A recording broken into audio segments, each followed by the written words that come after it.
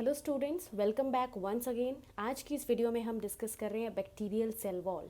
Last video में हमने discuss किया था बैक्टीरियल सेल एनवलप, और सेल एनवलप की जो सेकंड लेयर है that is the cell wall, वो आज हम यहाँ पे डिस्कस करेंगे। तो सबसे पहले आपको पता होना चाहिए कि बैक्टीरिया में सेल वॉल किससे बनी होती है, ठीक है।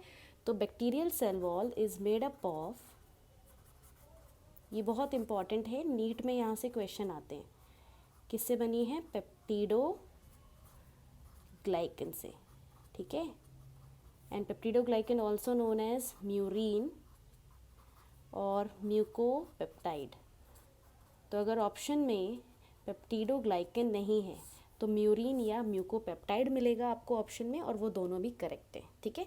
तो किससे बनी हुई है यहाँ पे? पेप्टिडोग्लाइकन से, ठीक है, बैक्टीरियल सेल वॉल। अब पेप्टिडोग्लाइकन में आप देखोगे आपको दो वर्ड्स दिख रहे हैं, एक पेप्टाइड और दूसरा ग्लाइकन, ठीक है।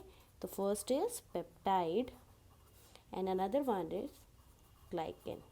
सो पेप्टाइड किस चीज़ को डिनोट कर रहा है? प्रोटीन्स या अमीनो एसिड्स को, ठीक है। किसको डिनोट कर रहा है? प्रोटीन्स। और ग्लाइकन वर्ड किसको डिनोट करता है? शुगर्स, ठीक है। बट पेप्टाइड होता क्या है? What is peptide? सो हमें पता है कि जो डिफरेंट प्रोटीन्स हैं वो कैसे बनती हैं? बहुत सारी अमीनो एसिड्स के जुड़ने से। सपोज 1 2 3 4, ये सारी क्या हैं? अमीनो एसिड्स हैं। और ये सारी अमीनो एसिड, चारों की चारों अमीनो एसिड जुड़ के क्या बनाती हैं? एक प्रोटीन बनाती हैं। सपोज दिस इज़ प्रोटीन 1, ठीक है। तो ये प्रोटीन 1 कैसे बनी है? डिफरेंट अमीनो एसिड आपस में जुड़े हैं और उन्होंने प्रोटीन्स बनाया है, ठीक है। तो प्रोटीन बेसिकली एक पॉलीमर है और उसकी मोनोमरिक यूनिट क्या है? Amino acid. अब पेप्टाइड क्या है यहाँ पे? पेप्टाइड का क्या काम है? So peptide is the bond, ये जो बॉन्ड है एक अमीनो एसिड दूसरी अमीनो एसिड के बीच में, this bond is known as peptide bond, ठीक है। तो यहाँ पे पेप्टाइड डायरेक्टली और इनडायरेक्टली किसको डिनोट कर रहा है? प्रोटीन्स को, ठीक है। अब आपको याद रखना है कि बैक्टीरिया की सेल के अंदर जो पेप्टाइड है वो किस फॉर्म में प्रेजेंट होती है? टेट्रा पेप्टाइड के फॉर्म में। टेट्रा पेप्टाइड मतलब कितनी अमीनो एसिड्स होंगी? 4 अमीनो एसिड। टेट्रा मीन्स 4, ठीक है। और ये बैक्टीरियल सेल वॉल का एक यूनिक कैरेक्टर होता है। Okay, so tetra peptide is a unique character of bacterial cell wall. अब हम यहाँ पे देखेंगे किस तरह से ये चारों अरेंज होती हैं टेट्रा पेप्टाइड के फॉर्म में। तो 4 अमीनो एसिड्स होंगी यहाँ पे, ठीक है। 4 अमीनो एसिड्स यहाँ पे प्रेजेंट हैं और 4 अमीनो एसिड मिलकर क्या बना रही हैं? Tetra peptide. तो इनका जो नंबर है, इनका जो नेम है वो वेरी करता है ग्राम पॉजिटिव और ग्राम नेगेटिव बैक्टीरिया में। सो हम दोनों में देखेंगे, ग्राम पॉजिटिव और ग्राम नेगेटिव बैक्टीरिया में, ठीक है। सो ग्राम पॉजिटिव में जो पहली अमीनो एसिड होती है, ठीक है, वो पहली अमीनो एसिड कौन सी होती है? D alanine. इसको हम ALA भी लिख सकते हैं, ठीक है। ये अमीनो एसिड है, first amino acid tetra peptide की फर्स्ट अमीनो एसिड कौन सी होगी? D alanine. और ग्राम नेगेटिव में भी सेम होती है डी एलेनिन, ठीक है। सेकेंड अमीनो एसिड जो है that is D glutamine, it is also known as GLU। हम इसको ऐसे भी राइट कर सकते हैं, ठीक है। और ग्राम नेगेटिव में भी सेकेंड वाली कौन सी होती है? D glutamine. Third amino acid जो होती है टेट्रापेप्टाइड में वो होती है L lysine, also written as LYS, ठीक है। अब यहाँ पे डिफरेंस आता है, बट ग्राम नेगेटिव बैक्टीरिया में थर्ड पोजीशन पे L लाइसिन की जगह पे क्या प्रेजेंट होगा?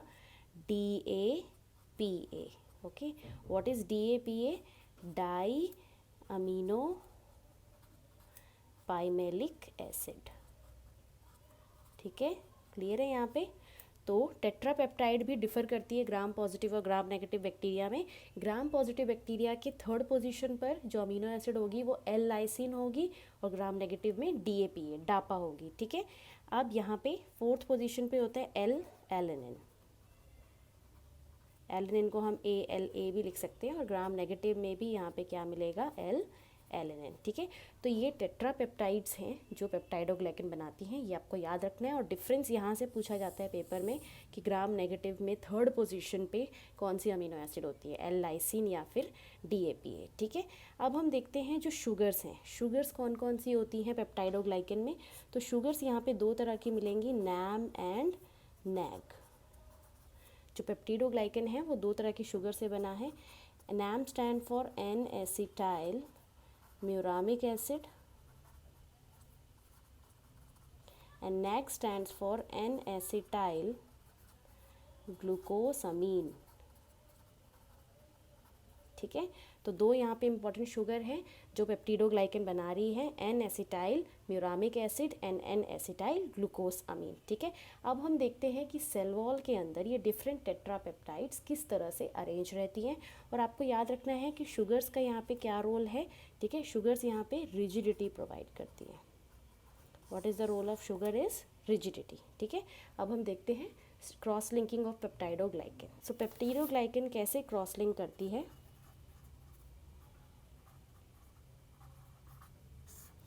टेट्रापेप्टाइड्स होती है, हम ऑलरेडी देख चुके हैं। तो टेट्रापेप्टाइड्स इस तरीके से अरेंज होती है और उसके बाद आती है sugars, NAM, then again tetrapeptide, then again next sugar NAG. तो नैम और नैग जो है ऑल्टरनेट यूनिट्स में अरेंज रहते हैं।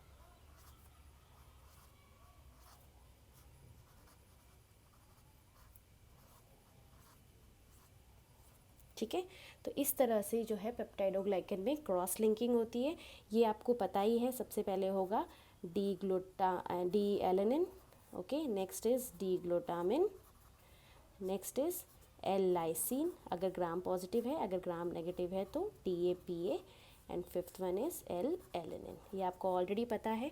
ठीक है, अब यहाँ पे ये जो टेट्रापेप्टाइड्स हैं उसके बाद है शुगर्स, और यहाँ पे टेट्रापेप्टाइड शुगर से कनेक्टेड है। तो ये जो बॉन्ड है जो पेप्टाइड को कनेक्ट करता है शुगर, उसको बोलते हैं β1,4 ग्लाइकोसिडिक लिंकेज। ठीक है, this is also very important. ये पूछा जाता है कि जो टेट्रापेप्टाइड्स हैं वो ऑल्टरनेट यूनिट्स ऑफ शुगर के साथ अरेंज है, कौन से बॉन्ड की हेल्प से। ठीक है, तो बॉन्ड है कौन सा आपका, β1,4 ग्लाइकोसिडिक लिंकेज। अब आपको यहाँ पे ध्यान देना है एक इम्पॉर्टेंट चीज़ कि डिफरेंट टेट्रापेप्टाइड्स जो हैं are connected to each other. कैसे कनेक्ट हैं,